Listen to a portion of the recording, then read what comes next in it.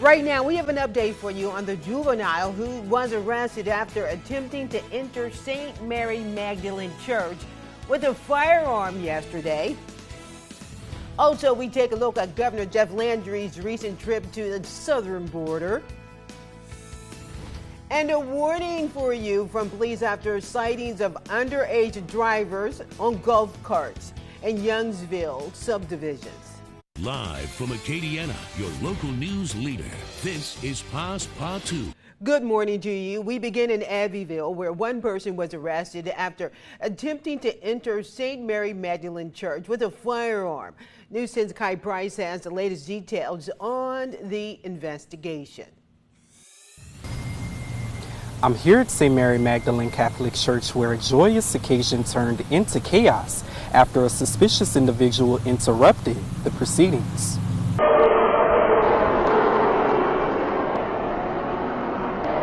This is a video that was sent into News 10 by a viewer. In the video, you could see parishioners, parents, children, and pastors all taking cover. According to St. Mary Magdalene Church, there was a First Holy Communion Mass taking place at the time of the incident. Abbeville police says they were notified of an unknown person attempting to enter the church with a gun. While on the scene, they were able to place the suspect, a 16-year-old white male, into custody. He is being charged with terrorizing and 2 counts of possession of a firearm by a juvenile. No one was injured. The Diocese of Lafayette has released a statement to News 10 regarding the incident, saying, quote, "The quick response of the Abbeville Police Department and alert parishioners is a great example of caring for the most vulnerable in our community. Let us pray for an end to all threats of violence to innocent human life," end quote. In addition, parishioners at St. Mary Magdalene Church also released a statement saying, quote, "This understandably caused panic.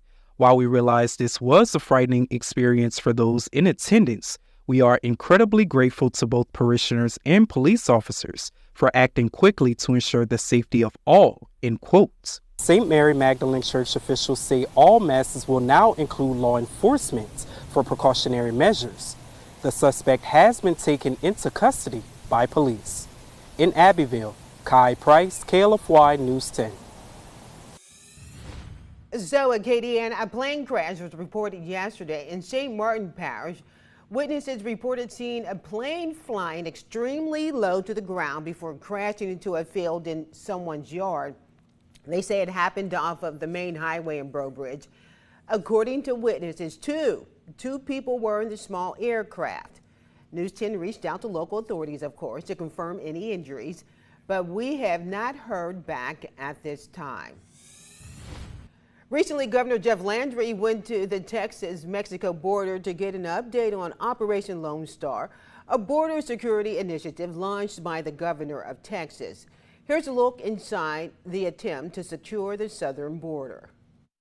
Governor Jeff Landry went down to the Texas-Mexico border to get an update on Operation Lone Star, a border security initiative launched by Texas Governor Greg Abbott. I think it was a great educational trip for them as well as myself to see how successful the mission down here is that Texas has. The visit comes months after Landry signed a bill approving $3 million and sending the National Guard out of state to assist in the endeavor. WGNO spoke with 2 political analysts who say Landry might be focusing more on party than state. There's a Democrat president that they're very critical of on the immigration issue. So he is showing solidarity with not only the state of Texas, but also within the party, with another Republican governor. But his efforts to be neighborly could be too early in his tenure. You have to take care the residents of your state. I haven't seen Louisiana residents express any extreme alarm and concern about what is happening at the border. They're concerned about immigration, but right now the bigger concerns about quality of life and survival in Louisiana. Immigration ranks high on voters' radars. To him, is the right thing to do, not only for the state of Louisiana and for national security, but also politically. But locally, there are other concerns. Quality of life, cost of living, cost of insurance, affordable housing, and the ability to enhance their social and economic mobility in this state. At this point, analysts say there's no real telling how the border issue will play out. We have to wait and see. Just as he is focused on Operation Lone Star, He has to be concerned about potential for operation out-migration for a lot of Louisiana residents. So back here on the local front, an Iberia Parish family is lobbying Congress to pass the Kids Online Safety Act after their child took her life in September of 2020. If passed, the act would require social media platforms to take reasonable measures to ensure safety for minors. Those include applying certain safeguards like allowing guardians to have tools to supervise their kids on social media platforms. Brandy and Tony Roberts, along with other Louisiana families who lost children from the effects of social media, urged Speaker Mike Johnson to immediately pass the act. It gives parents, it'll give educators a channel to report harmful online behavior, give them a direct line to these social media companies, and so they can remove the harmful content. It gets to the very root of the problem that it's going to hold social media companies responsible, that they won't be able to put their profits over child safety. The Roberts and other families are asking COSA to be included with the largest legislative package that must be passed or extended by midnight on Friday. The recent reporting of underage children driving golf carts in subdivisions is prompting police to inform parents and golf cart owners of safety concerns, and that is prohibited. News 10's Jasmine Dean explains it more. The Youngsville Police Department is sending a reminder to golf cart owners about the dangers of allowing young children to drive them and, of course, obtaining the proper permits. Just seen an increase in children driving, had an increase in reports of children driving golf carts, which just overall is unsafe. Youngsville Police Chief Cody Louvier says his department has been getting complaints about underage children driving golf carts in neighborhoods. In a Facebook post from the Youngsville Police Department, a reminder to golf cart owners it's prohibited to allow young children to drive them, and they're only to be driven in subdivisions. Youngsville as a whole is unique, where we have an ordinance that allows golf carts within our subdivisions on public roadways, but only within those subdivisions. Chief Louvier says Youngsville's golf cart ordinance is in place to ensure everyone's safety. He says when children are driving golf carts, it puts them and other drivers at risk to be injured. What they fail to realize is these children don't have formal training. They don't know how to drive. They've never been through a driving course. And they're on the road with other vehicles, that could possibly hurt, injure them, not only total their vehicle, but really injure their children. Louvier says although golf carts are not cars, any unlicensed person driving a golf cart will be fined.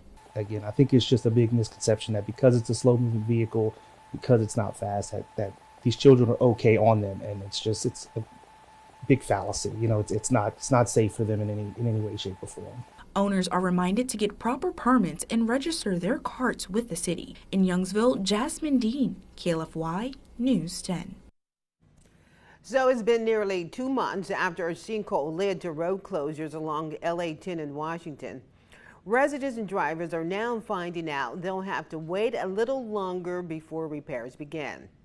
State Representative Dustin Miller says a special crafted box culvert is being made. Miller says work on the road is not likely to begin until July. Some residents say it's disheartening to hear how long the inconvenience will last. I don't think I've ever seen this road get fixed or worked on other than potholes getting patched. And then a month, it's just the same stuff, I like to see more progress get made, permanent progress, not just holes getting fixed. So with the new box of culvert still being built, drivers will have to continue to take the detour along LA 359 until that work is completed. Trevor, Sonia over in the Weather Center, and I guess rain is in the forecast. Yeah, we have storms in the forecast for today and for tomorrow. Could see some heavier rainfall as well. Let's take a look at temperatures across the area. 70 degrees in Lafayette, 70 in New Iberia, 65 in Opelousas. Storm Team 10 radar shows most of the storm action right now is across central parts of the state, and it will remain mostly to our north through most of the day, but it looks like those storms will be working southeastward later on this afternoon and for this evening, at least affecting the northern parishes of Acadiana. Satellite radar shows the looping things into motion, shows the storms working off to the southwest and northeast here across the state, and then the southwesterly flow continues across Texas. More energy out west will be moving through the area through this afternoon. Temperatures rising through the 70s and getting into the lower 80s for this afternoon. Future radar shows storms beginning to really sprout off across southeastern Texas around 3 o'clock, working eastward across the area. Here's 5:30, mainly across central parts of the state, but edging into northern areas of Acadiana.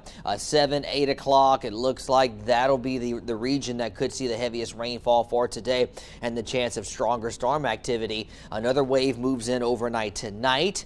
And for tomorrow, yet a third wave moving through the area. A line of storms works across Acadiana tomorrow night. So a level 2 risk of severe weather for today, mainly across the northern areas of Acadiana and central parts of the state, and mainly for the threats of large hail and gusty winds and some of this storm activity throughout the afternoon and evening hours. Rainfall totals, not expecting a lot of rain today across I-10 parishes and Point South, but to the north could see a swath of anywhere from 2 to 4 inches pretty much across DeRidder, Turkey Creek, and just north of there, and then additional rainfall for tomorrow. So rainfall totals could pile up across the northern areas of Acadiana, across southern areas of Acadiana, about 1 to 3 possible through today and tomorrow. A level 2 risk of excessive rainfall, mainly across the northern areas of Acadiana. Level 3 across central parts of the state and southeastern Texas. And for tomorrow, that level 2 risk of excessive rainfall shifts down to the south. Southerly winds will be strong as a warm front will be lifting northward across the area, and we'll keep the strong southerly winds in the forecast for tomorrow as well. Upper level energy moving through, which is why we're seeing all these storms today and tomorrow. We get a break Tuesday and Wednesday with more sunshine and hotter temperatures, but then yet another upper level disturbance, a series of upper level disturbances moving through for Thursday, Friday, and Saturday, keeping storm chances around. So 84 your high today. Storms likely across the northern Acadiana. Heavier rainfall possible. A south wind at 10 to 20 miles per hour. 7-day forecast has rain chances in the forecast again tomorrow, near 90 Tuesday and Wednesday, and storm chances continuing through Thursday, Friday, and Saturday. All right, that's what I get for complaining about allergies. So, yeah, all right. Nope. That's my fault. All right, thank you for that, Trevor. So we here at KLFY are saluting 2024 graduating high school seniors. Today we recognize Faith Claire Landry, graduating from New Iberia High School. Congratulations, Faith, and best of luck in your future endeavors.